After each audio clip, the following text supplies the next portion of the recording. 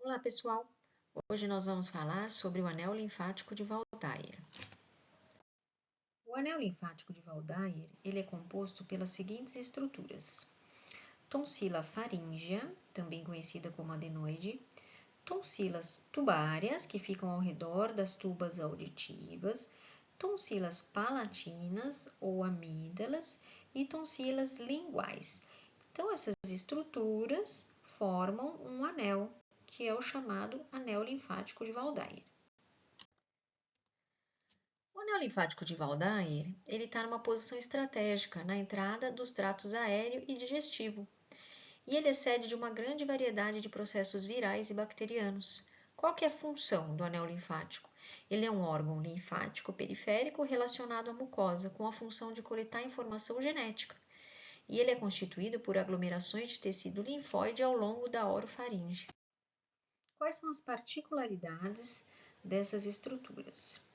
A adenoide, ela aumenta durante a infância, como uma resposta a estímulos antigênicos, como infecções de vias aéreas superiores, alimentos, alérgenos, e evolui durante a puberdade. É uma das principais comunicações do organismo com o meio externo. E o anel linfático ele tem um papel protetor por meio de reações imunes proporcionadas pelas apresentações de antígenos e produção de linfócitos.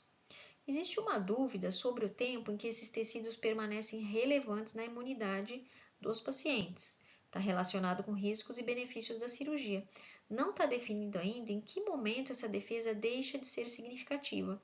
Então, quando a gente indica, às vezes, uma adenoidectomia, uma adenoamidalectomia, existe uma preocupação dos pais em relação à imunidade.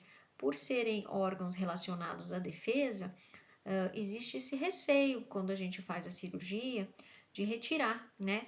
Mas ainda não está definido até que idade eles permanecem relevantes na imunidade, né, dessas crianças. Então, por isso que essas cirurgias têm que ser bem indicadas.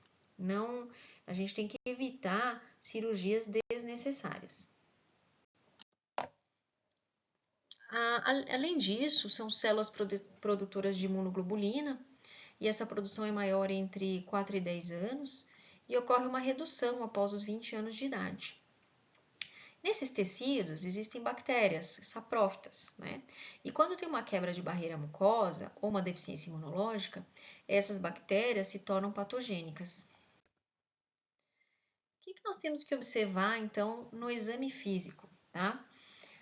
Temos que observar a respiração, se ela é nasal ou bucal ou oral, né? Predominantemente.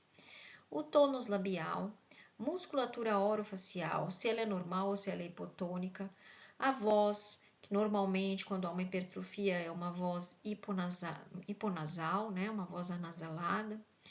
Fazer uma palpação cervical, palpar linfonodos, observar se tem tumorações, sinais inflamatórios. Na uroscopia, observar a mordida do paciente, o palato, o formato do palato, se é um palato ogival, coloração da mucosa, posição e tamanho das amígdalas, parede posterior da faringe e úvula. Aí a gente tem uma classificação, tá? Que é a classificação do grau das tonsilas palatinas, o grau de obstrução. É a classificação de Brodsky. Então, nós temos o grau 0, que se refere às tonsilas dentro da fossa palatina ou em pacientes amidalectomizados, tá? Aí nós temos o grau 1, que é uma obstrução de menos de 25% do lúmen da orofaringe. Grau 2 é uma obstrução que ocupa entre 25% e 50% do lúmen da orofaringe. Tonsilas palatinas grau 3, essa obstrução ocupa entre 50% e 75% do lúmen. E tonsilas palatinas grau 4, quando ocupa mais que 75% do lúmen da orofaringe. Sobre a adenoide ainda. Ela é uma massa de tecido linfóide localizada na nasofaringe ou rinofaringe. E ela tem relações anatômicas lateralmente com a tuba auditiva e orelha média, e anteriormente com o nariz e seios paranasais. Quando ocorre um aumento da adenoide, isso resulta numa obstrução mecânica e funcional dessas cavidades, levando a quadros infecciosos, né, de repetição. A estase de secreção nasosinusal gera um aumento de exposição aos estímulos antigênicos e uma inflamação crônica. A rinite alérgica também é um fator inflamatório. Patogênese da tonsila faríngea, tá? Que é a adenoide. As doenças da tonsila faríngea, elas podem ser classificadas em infecciosas e inflamatórias, que são as adenoidites, obstrutivas, que é o aumento ou hiperplasia adenoidiana, e neoplásicas, que são os distúrbios linfoproliferativos, tá? Hoje nós vamos falar das obstrutivas somente. Síndrome do respirador oral. O que é a síndrome do respirador oral? Ela ocorre quando a criança tem uma obstrução nasal crônica, tá? E aí ocorre uma cascata de alterações, tá? Então, uma das afecções mais frequentes da infância é a síndrome do respirador oral. Promove mudança no padrão respiratório de nasal para oral. E essa mudança induz adaptações funcionais, alterações do crescimento dentro do crânio facial e repercussões sistêmicas, que é a síndrome do respirador oral. Quais são as principais causas? A rinite alérgica, a hipertrofia adenoidiana, hipertrofia amidaliana e desvio septal obstrutivo. Os sintomas mais comuns é a respiração oral, dormir com a boca aberta, roncos noturnos, cialorreia noturna, sono agitado, irritabilidade diurna. E ela gera distúrbios do crescimento crânio-facial, né? Que outras alterações a gente pode observar? Hipotonia da musculatura perioral, maxila atrésica, protrusão dos incisivos superiores, mordida aberta e cruzada, eversão do lábio inferior, lábio superior hipodesenvolvido e narinas estreitas.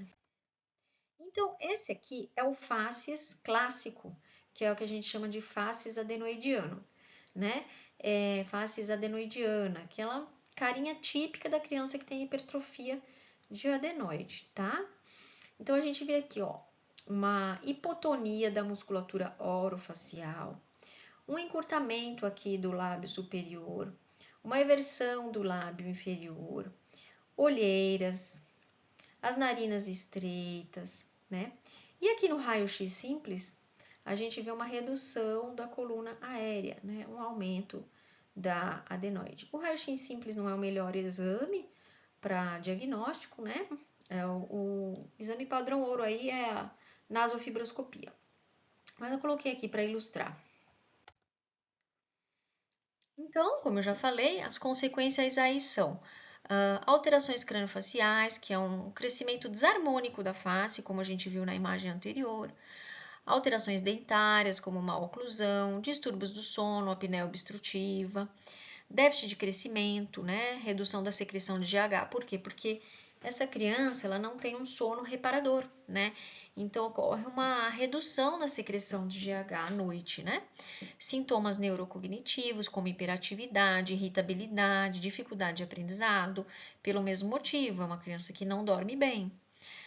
Até problemas cardiovasculares, né? Essa apneia, dependendo do grau, pode gerar uma hipertrofia do ventrículo direito, um cor pulmonale, né? Então, nos casos mais graves, isso pode acontecer. Além disso, esses pacientes podem ter também enurese noturna e infecções de repetição, como otites, né? Otite média aguda de repetição, otite secretora, rinossinusites. O tratamento, ele pode ser clínico ou cirúrgico, tá? E deve ser iniciado o quanto antes a fim de garantir um crescimento facial harmonioso, né? Esses pacientes têm que ter um acompanhamento multidisciplinar com o otorrino, com o dentista, com a fono, tá? E tem que ser uma intervenção precoce, né? Tratando a causa da obstrução nasal e as suas consequências. E por fim, vamos falar das indicações de adenoidectomia e amidalectomia, tá? Quando que a gente indica adenoidectomia? Quando a gente tem uma hiperplasia adenoidiana com obstrução nasal crônica, com ou sem apneia, criança que tem distúrbios do sono, corpo pulmonale, alterações na fala, no desenvolvimento, dificuldades alimentares, porque muitas vezes essa criança, como só respira pela boca, acaba tendo uma dificuldade de se alimentar, né? Anormalidades do desenvolvimento crâniofacial, adenoidite crônica recorrente e suspeita de neoplasia, tá? Já as indicações de amidalectomia são até parecidas com a de adenoidectomia, com algumas diferençazinhas. Hipertrofia com obstrução, com ou sem apneia, distúrbios do sono, cor pulmonar, alterações na fala e desenvolvimento, disfagia, dificuldades alimentares, anormalidades do desenvolvimento crâniofacial, aí aqui já muda, né? Abscesso periamidaliano, amidalite crônica recorrente, halitose, né? Suspeita de neoplasia.